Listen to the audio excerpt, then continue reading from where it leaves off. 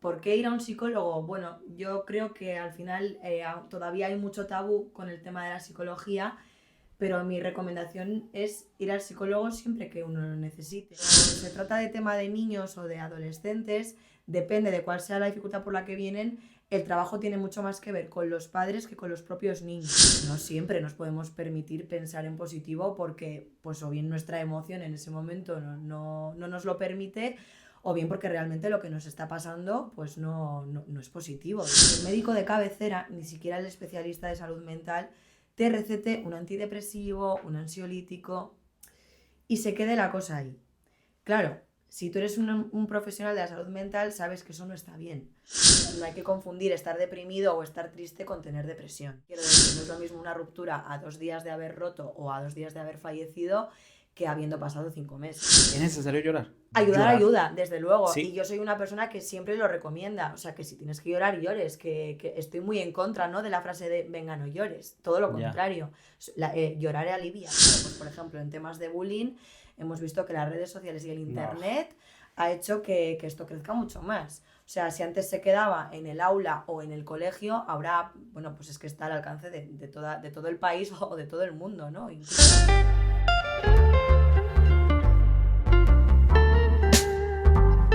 Hola, bienvenidos una vez más a mi podcast Willy al DM. Y en esta oportunidad le traigo a una super invitada que tiene un tema que a muchos nos interesa. Ella es Irene García Calvo. Hola Irene. Hola, ¿qué tal? Gracias por aceptarnos en tu despacho. Sé que tienes una agenda muy ocupada. Sí, bienvenidos. Bueno Irene, vamos a entrar de una vez al tema. ¿Cuál es tu profesión? Pues bueno, yo soy psicóloga sanitaria. Y es verdad que soy especialista en temas de ansiedad y depresión y también en temas infantojuveniles. ¿Qué es la psicología y en qué nos puede ayudar un psicólogo? O sea, si yo quiero ir para un psicólogo, ¿por qué tengo que ir para un psicólogo? Uh-huh. Bueno, a ver, la psicología es una ciencia, ¿no?, que busca ayudar a las personas en todo lo que tiene que ver con el aspecto mental, ¿no? ¿Por qué ir a un psicólogo? Bueno, yo creo que al final todavía hay mucho tabú con el tema de la psicología, pero mi recomendación es ir al psicólogo siempre que uno lo necesite. No necesariamente tiene que estar sufriendo una patología o algo demasiado grave para pedir ayuda, ¿no? Siempre que alguien pues vea esa necesidad de pedir una ayuda externa y tener que resolver algún problema que tengas en tu día a día, pues puede ser un buen momento para pedir ayuda psicológica. Esa profesión de la psicología es muy profunda, pero es muy importante en nuestra vida. ¿Cómo fue tu inicio para decir, oye, me encanta la psicología, quiero ir para allá? Pues la verdad es que yo lo he tenido muy claro siempre. O sea, yo creo que ya en la preadolescencia decía que quería ser psicóloga. Y bueno, pues mi motivación viene también de que pues cuando yo he sido pequeña la he necesitado por diferentes circunstancias, me han ayudado y me ha parecido importante. Y de hecho por eso también me he enfocado más a lo infantojuvenil, porque me gusta pensar que yo también he sido una niña herida, ¿no?, en algún momento, y a mí me han ayudado y poder yo ayudar también a personas con esas dificultades. Y para ir a una consulta con Irene, ¿cuáles son los síntomas que un padre o una persona un familiar dice, tienes que ir al psicólogo? ¿Cuáles son los síntomas? Sé que son muchos, ¿no? Pero ¿cuál es la alerta para un familiar decir, voy a ir para donde Irene a que vea a mi familiar, a mi hijo? Bueno, depende. O sea, es verdad que, como dices, ¿no? O sea, hay un abanico tan amplio Sí. que no sé si se podría describirte. Pero a mí me viene...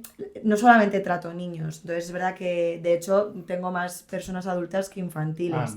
Sí que es cierto que cuando se trata de tema de niños o de adolescentes, depende de cuál sea la dificultad por la que vienen, el trabajo tiene mucho más que ver con los padres que con los propios niños. O sea, la terapia, claro, para mí... O sea, que tienes que tratarlos, el problema desde el principio. O sea, claro, o sea, para mí la terapia infantil no se aborda solo con el niño, se aborda con la familia. Porque, sobre todo porque el niño normalmente pues no tiene las herramientas, ¿no?, para solucionar esa dificultad, y en cambio los padres, si no las tienen, pues deberían aprenderlas. aprenderlas. Sí. También muchas cosas que las personas siempre dicen cuando uno se siente triste o muy mal sentimentalmente. La gente dice, piensa positivo, las cosas van a salir bien. Ujú. Tú piensas positivo que las cosas van a salir bien. A veces eso, te pregunto, ¿eso de verdad es verídico o es en contra al saber de que yo tengo un problema emocional y después me pienso positivo porque me han recomendado muchísimas personas y al finalizar el día me doy cuenta de que sigue el mismo problema y me puede Ujú. ocasionar un problema más grande? O sí tengo que pensar positivo si tengo un problema emocional muy grande. Ujú.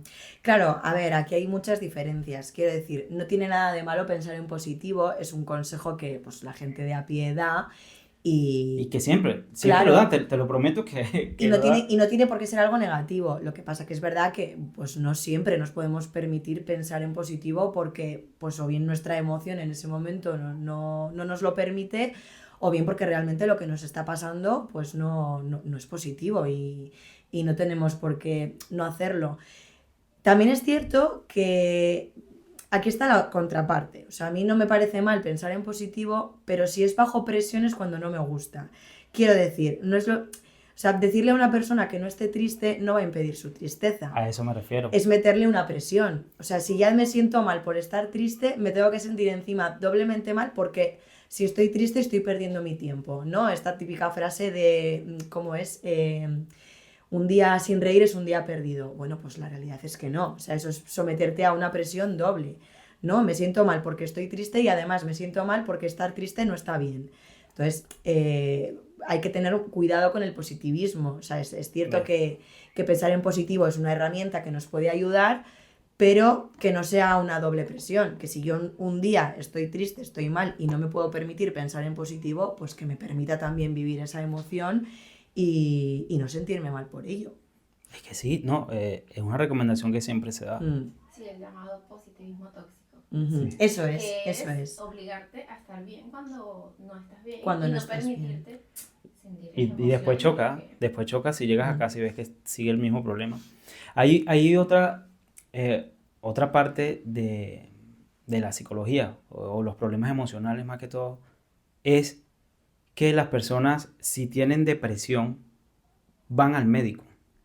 ¿Es real ir al médico o de una vez tratarlo con un psicólogo? O sea, Ujú. ¿qué es más eficiente? ¿Medicarse, ir para el médico o ir al psicólogo? Claro, aquí entramos en un gran debate. A nivel social, por lo menos en este país, no sé si en otros, es verdad que yo no sé si es porque en la sanidad pública hay mucho desbordamiento y no llegan a todo. Es cierto que la tendencia, no significa que esto sea siempre así, es que el médico de cabecera, ni siquiera el especialista de salud mental, te recete un antidepresivo, un ansiolítico y se quede la cosa ahí. Claro, si tú eres un profesional de la salud mental, sabes que eso no está bien, porque si tú tienes un problema de dolor de cabeza, te mandan al neurólogo. Si tienes un problema de riñones, te mandan al nefrólogo. Pero ¿por qué si tienes un problema mental, si tienes un problema psicológico, no te derivan al especialista indicado? Exacto. Que en este caso es psiquiatra y es psicólogo. Psiquiatra también. Pero claro, aquí es donde también entra el siguiente conflicto. Muchas veces derivamos a psiquiatra pauta una medicación porque es el médico especialista Sí, el de ello. psiquiatra ya es médico y el psicólogo ya Claro, lo el lleva de otra psicólogo no manera. es médico y no pauta una Exacto. medicación, pero sí que es el encargado de hacer una terapia. Entonces, para mí el gran problema está cuando pautamos una medicación a nivel psiquiátrica, necesaria por otra parte. Primero tiene que pasar por la parte psicológica para ir al psiquiatra o se lleva directamente al psiquiatra. No, en salud mental funciona de la manera en la que el médico de cabecera te deriva a psiquiatra y psiquiatra, si lo considera, te manda al psicólogo. Ya. Vale, yo entiendo que tengas que pasar por psiquiatra si es cierto que necesitas una medicación. Lo que no estoy de acuerdo es que mandes una medicación sin haber hecho una valoración psicológica. Porque para mí creo que es más importante el que con un psicólogo y una terapia cojas unas herramientas para poder intentar solucionar tu conflicto Antes de sin medicarse. medicación. Sí. Y Muy si bien. no lo puedes solucionar con medicación, entonces, vale, de acuerdo, pues vamos a pautar una medicación como ayuda puntual, no como solución. Evidentemente habrá problemas psicológicos o psiquiátricos que sí que van a necesitar una medicación de primeras y con o sin terapia, como puede ser pues una psicosis, una esquizofrenia, vale, de acuerdo, o una depresión severa de alto grado, pero problemas de ansiedad, problemas de principios de depresión, mi opinión profesional es que primero vayamos a un psicólogo a ver si cogemos las herramientas para poder solucionarlo sin medicación, y si vemos que no, entonces siempre estamos a tiempo de pautar una medicación que nos ayude. La depresión es un tema muy complicado porque creo que todos sufrimos en algún momento de depresión. O sea, lo digo yo, de repente estoy equivocado, pero fíjate lo que estás diciendo de la medicación. Yo tenía un amigo aquí en Pamplona que él sentía depresión, fue al médico de cabecera y le mandaron un medicamento. Pero después ya se estaba sintiendo mejor, los medicamentos fueron fuertes. Pero después ya se estaba sintiendo mejor. Y ya cada vez que le dolía algo o cualquier cosa, iba para el médico de cabecera y el médico de cabecera le decía, es la depresión. Claro, Es la depresión. O ese sea, es el gran problema. pero es que me siento mal de verdad. Ese es el gran problema porque además es que el médico de cabecera no es el especialista de ese campo, ¿no? Entonces, pues sí, en ese sentido nos encontramos un gran problema. Y Sí es que es grave. cierto que no sé, no puedo afirmar que todos pasemos por la depresión en algún momento de nuestra Vale. vida. Por lo que sí que vamos a pasar, evidentemente, es por momentos de tristeza y por duelos. Porque todos vamos a tener pérdidas a lo largo de nuestra vida, ya sea por fallecimiento, por ruptura, por cambio de trabajo, cambio de ciudad. Y esos son duelos que la tendencia es llevarnos a la emoción de la tristeza. De ahí a la depresión, lo digo porque también hay mucha tendencia, ¿no?, a decir, buah, es que estoy en depresión o estoy pasando por una depresión. Y se utiliza muy de forma banal, ¿no?, la palabra depresión, y la depresión es algo mucho más grave y mucho más Sí. serio. No hay que confundir estar deprimido o estar triste con tener depresión, que Ya. ya es una enfermedad categorizada como tal, ¿no? ¿Qué recomendación tú das a una persona que tiene una tristeza muy profunda como el fallecimiento de un familiar o la ruptura, como acabas de decir, Ujú. de una pareja o algo mucho más profundo, que hay personas que se encierran hasta por 2 meses, 3 meses? ¿Cómo tienen que llevar? Yo sé que es muy difícil, pero hay una técnica que diga, mira, llora o haz esto para Ujú. poder llevarlo más tranquilamente. Claro, todo va a depender de la persona que nos encontremos delante y del momento en el que esté. Quiero decir, no es lo mismo una ruptura a 2 días de haber roto o a 2 días de haber fallecido que habiendo pasado 5 meses, ¿no? Ya sé. El duelo está en otra fase. Bueno, lo primero que hago es una psicoeducación. Quiero decir, explico las fases del duelo, que tanto para una cosa como para otra son las mismas. Digamos que va un poquito en escalera, ¿vale? Desde la negación hasta la superación. Entonces, bueno, hay que ver en qué fase estás. Una vez visto eso, bueno, insisto, ¿no?, depende de la persona que tengas delante. No es lo mismo una persona ansiosa que va a hacer todo lo posible por no conectar con su emoción, que entonces la indicación va por, no, es que permítete sentir. O sea, estás triste, permítete estar triste. ¿Es necesario llorar? Bueno, necesario no, O sea, quiero ¿ayuda decir, en algo ayudar llorar? ayuda, desde luego. Y Sí, yo soy una persona que siempre lo recomienda. O sea, que si tienes que llorar, llores. Que estoy muy en contra, ¿no?, de la frase de venga, no llores. Todo lo ya. contrario. Llorar alivia. Sí, o sea, es una forma de aliviarnos y de luego poder pasar a otro momento en el que veo qué hacer. Si estamos llorando 3 días seguidos, pues entonces no. Entonces igual tenemos que ver qué podemos hacer al respecto. Pero es que eso no suele pasar, Sí, ya es ¿no? mucho tiempo. Claro, o sea, tenemos momentos en los que lloramos, después nos tranquilizamos, luego volvemos a conectar con nuestra tristeza y volvemos a llorar, y no tiene nada de malo, o sea, es muy liberador llorar. Tenía un profesor que decía, ¿no?, que todas las heridas se curan con agua salada, las físicas con el agua del mar y las emocionales llorando, con las Ah, lágrimas. Entonces, no, vamos, súper a favor de que se llore si se que necesita llore. llorar. Sí que es cierto que hay otras personas que sus duelos y sus tristezas los abordan de otra manera y no lloran. Pues bueno, pues Sí, está bien también. O sea, que no se confunda, porque no llorar no significa que no estés teniendo un duelo. Hay gente que está con un duelo muy potente y no llora. sí. Bueno, a mí una vez perdí a un familiar, a mi abuela, que Mm. todavía la recuerdo como si fuera ayer, y yo en todo el proceso no lloraba, y todo el mundo lloraba. pero cuando ya se llevó a la tumba y esto, me fui a casa y duré como 2 días muy mal, llorando. Claro, pero eso también Pero tiene delante de que todo el mundo ver, yo estaba así. eso también tiene que ver con que estabas en la fase de negación, ¿no? Entonces, una vez que sales de esa fase, es cuando aparece esa tristeza y ese desbordamiento. Entonces, es mucho más fácil que a ti te haya costado mucho más conectar con esa emoción que a una persona ajena a ti que se pueda poner triste con la muerte de tu abuela, pero no lo está viviendo de la misma manera, no es el Sí, mismo duelo. tienes razón. Ujú. Ahora pasamos un poco de página y quería hablar algo muy importante que está pasando en el mundo entero, que son las redes sociales. A todos nos encantan las redes sociales, pero también ahora con los peques y los adolescentes ha cambiado su mentalidad psicológicamente en pensar como se pensaba antes. Ahora en internet vemos muchas cosas positivas y negativas. Si te ha llegado paciente, si has visto o tu opinión que las redes sociales o vamos a decirle la actualidad del internet ha cambiado la mentalidad de los adolescentes y los adultos. Bueno, es verdad que las redes sociales han tenido su parte positiva que todos conocemos, ¿no? Y no hace falta mencionar, pero sí, o sea, efectivamente ha tenido una parte muy negativa, muy... No sé si la palabra sería negativa, pero muy necesaria de ser controlada de alguna manera, porque claro, pues por ejemplo, en temas de bullying hemos visto que las redes sociales y el No, internet ha hecho que esto crezca mucho más. O sea, si antes se quedaba en el aula o en el colegio, ahora, bueno, pues es que está al alcance de todo el país o de todo el mundo, ¿no? Incluso.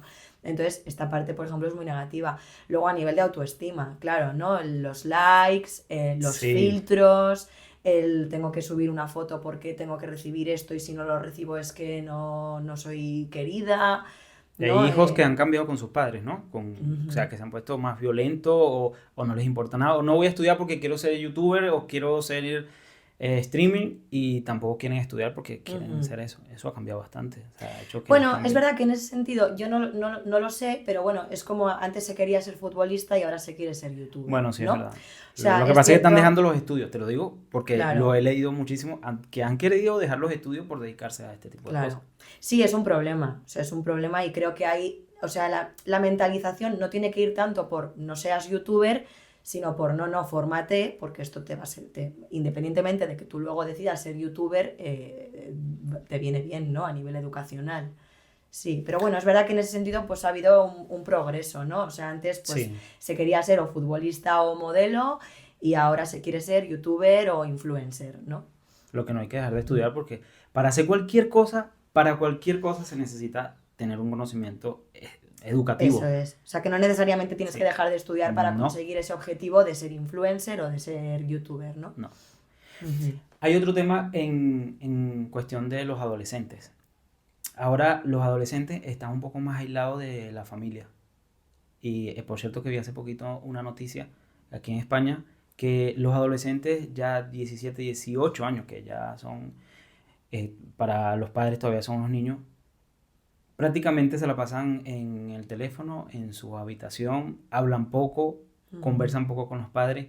¿Eso, eso es un síndrome o es algo normal? ¿O es qué, qué Mm. recomendación le das a los padres cuando ven que quieren compartir con sus hijos y ven que no les para, los hijos no les paran porque quieren estar en su habitación, en el teléfono y ya está? Claro, hay dos puntos, ¿no? Por un lado, los padres tienen que entender que la adolescencia, independientemente de los móviles, es no querer hablar con los padres, ¿no? Es querer aislarte en tu habitación, estar con tus amigos, ganar esa independencia, ganar esa autonomía, y eso es positivo. Ah, O bueno. sea, un adolescente que tenga ese puntito de rebeldía es bueno porque en la adolescencia lo que está buscando el adolescente precisamente es dejar de formar parte de ser esos padres, ¿no? Y ser una entidad independiente. Entonces, hay que dar esa tranquilidad de, no, es que tu hijo quiera estar con sus amigos en lugar de estar contigo con 15 años, está bien. No te preocupes que luego con 20 25 ya querrá volver. Eso, Ah, eso, no se eso pasa por preocupen. un lado, eso por un lado.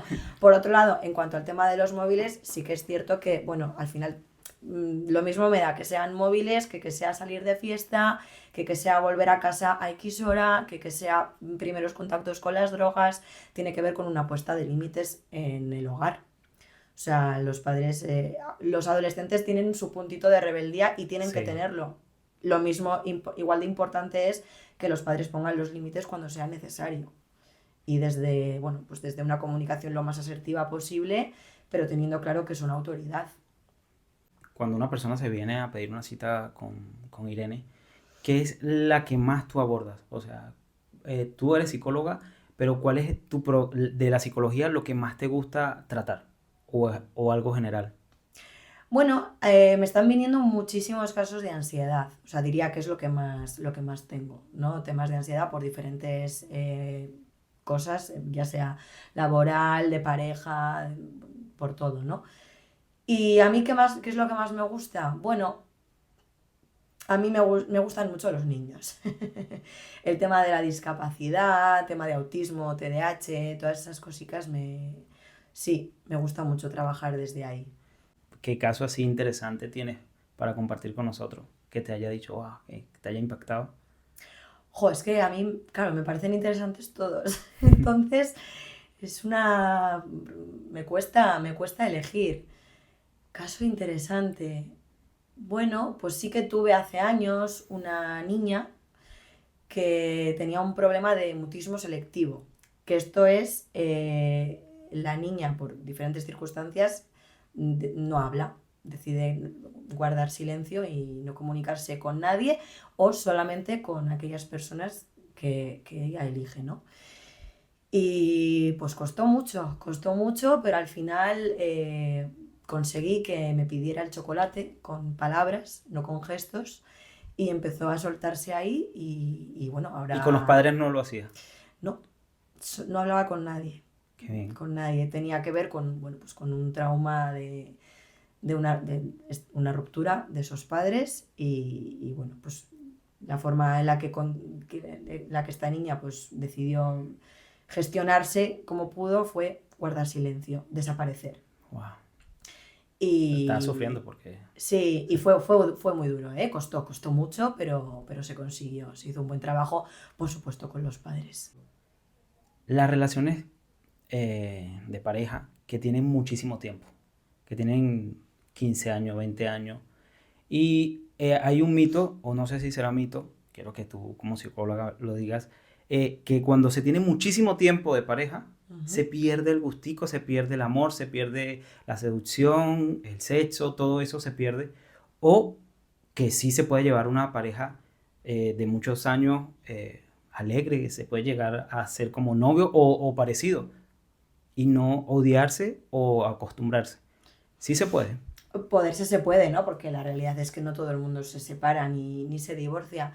A ver, sí que es cierto que, claro, cuando tú empiezas una relación hay una fase que se llama fase de enamoramiento. Sí, que es muy bonita. Y que es muy bonita, es en la que todo es ideal, idealizamos todo, los defectos de nuestra pareja incluso nos parecen maravillosos, pero esa fase se termina.